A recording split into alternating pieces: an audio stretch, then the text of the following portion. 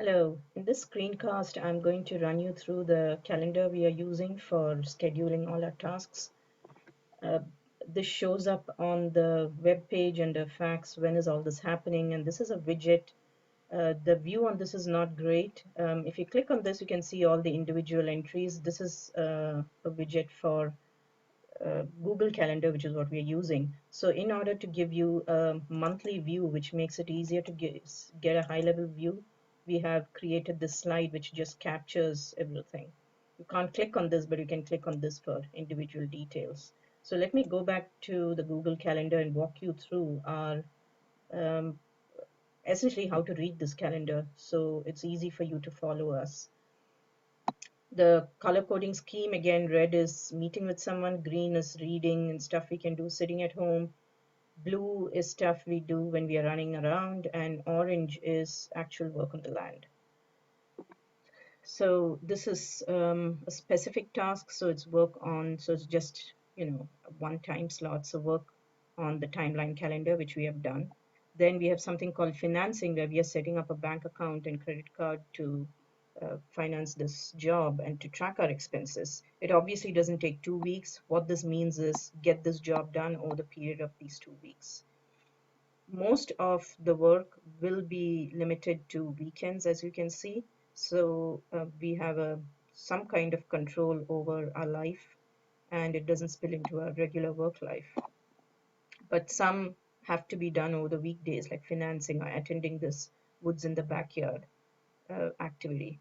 And when I click on this, there is details about what it is about, and you can click on the widget screen to see the details. Now we are studying here. As you can see, we are purchasing tools, get a rough, time to get a rough route tree list. Um, this is get software to mark GPS locations. So as we walk around the land, we can mark features and say this is a GPS at which we found something.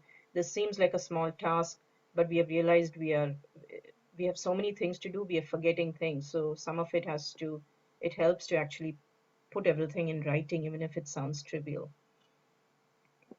So here we are starting to read, find information about the electrical and plumbing exam, which we have to take. And here we start studying for the international, for the building code. So we have spent a full month doing 4 weekends, 1, 2. If you click on this, see, we're continuing to study for 1 month. After 1 month, then we switch to the county building code. So that's how you look at this. And now collect bamboo. We found someone selling, or rather giving away bamboo for free if you're willing to go and uproot it. And so we are going to do it sometime over this period. It doesn't mean we're going to be collecting bamboo every weekend. So we're trying to keep our uh, schedule fairly flexible. In fact, we cannot make it, micromanage it further, because we don't know what's going to happen as we keep working. We'll be meeting with the forest steward program for the stewardship program in the land, but he obviously will meet us on the weekday. It'll be a couple of meetings, which is why we are spanning this across all the weeks. So sometime within these 4 weeks, we'll meet him during a weekday. We are going to clear land in October. This is when the settlement is, so we cannot do so. As you can see, we cannot do any orange work on the land before settlement. So we start working on clearing the land for 1 month. Then we start collecting stones and putting them aside. We are meeting the farmer who we found on Craigslist who's selling straw bales. We have to put the order in for fruit trees and purchase all these items. If you click on it, again, it shows you the list of items you're trying to purchase. Wherever possible, I've put details in the comment section. When you click on the widget, you'll be able to see all the details. So we spend a month with the building codes, and then we start reviewing the Frederick County codes. Then we look at the document checklist, which they've given. Um, then we start tinkering with the CAD software, which is the software we'll use for making the final submission of our plans. But by the time we are doing the design, we won't have time to actually learn the software. Since this is relatively slow time for us, this is a time to pick up and get familiar with the software. We are collecting palettes which can be used for various tasks. So periodically you'll see some of these random things saying collect this, collect that. It's essentially us spending whatever free time we have running around getting hold of cheap or free items which are required for building. For example, pallets, stones, bamboo, bricks, bottles, tarps, you name it. If we find something useful on Craigslist or in the architectural salvage stores, we'll be constantly on the lookout for those things. So a nice way of looking at this is possibly just to look at all the green sections and keep going across, and it'll make sense as to how we are developing, because the green sections typically are where we are studying for exams and permits, then reading through the code, then working on design. And different sections of the house. So once we finish reviewing the checklist, we're tinkering with the CAD software, and then we start working on the electrical certification and the plumbing certification. Then we start the solar system design for 2 weeks, then the house layout design for 2 weeks, then the grading because the house is not on a flat surface. So once we have the outline of the house, we are going to actually kind of overlay it on the land in some manner and then figure out which room goes on which level. And after that, we do the electrical circuit, then the plumbing design. So we have 2 weekends for electrical circuit design, 2 weekends for plumbing design. This is a small farms program. Early next year, we'll have to attend in the evenings. Then heating, cooling. So you get the drift. This is how you read it. Now, if you go back to the items marked in orange, which is the actual work we are doing on the land, it obviously starts after settlement. We spend a month clearing land. Then we are collecting stones and putting them in one place once the leaves have fallen and we can actually see it more clearly. And then we spend another month clearing the land after leaves have died. And then we spend 1 month walking around the land getting wood. As you can see, now it's coming into January. A snowstorm would slow us down heavily. And the background, we're also doing some running around tasks like purchasing beehives. So we have tried to balance out the green tasks with the orange tasks and the blue tasks for obvious reasons. We can't do physical work all the time or, just sit and read all the time. So we're trying to achieve a balance here.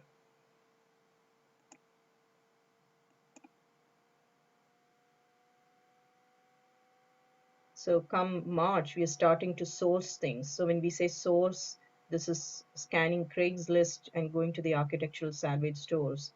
And if the standard requires it, we might have to buy things brand new. Then we are sourcing doesn't mean we'll have everything delivered because the house construction starts only in 2018, but we'll only get items delivered for the test house, and that'll teach us if that's a good source, and potentially we know where to source things from. So these building materials will have a second or a third um, delivery at some later point.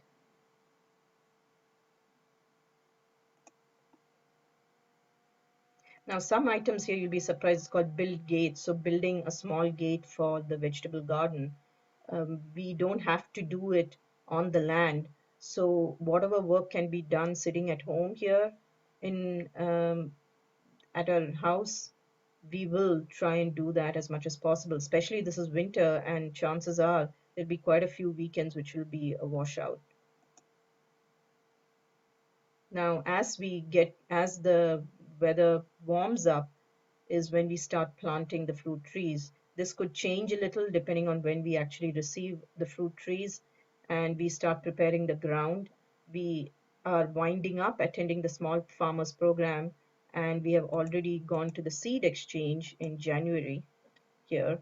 So nice, it flows in nicely to preparing the land in April, planting the fruit trees and also planting the vegetable garden. And then most of summer, we start the test house design and work on building the test house in the warm months. Note that there are two green items running in parallel, one to do with the test house, and this has to do with the actual final house.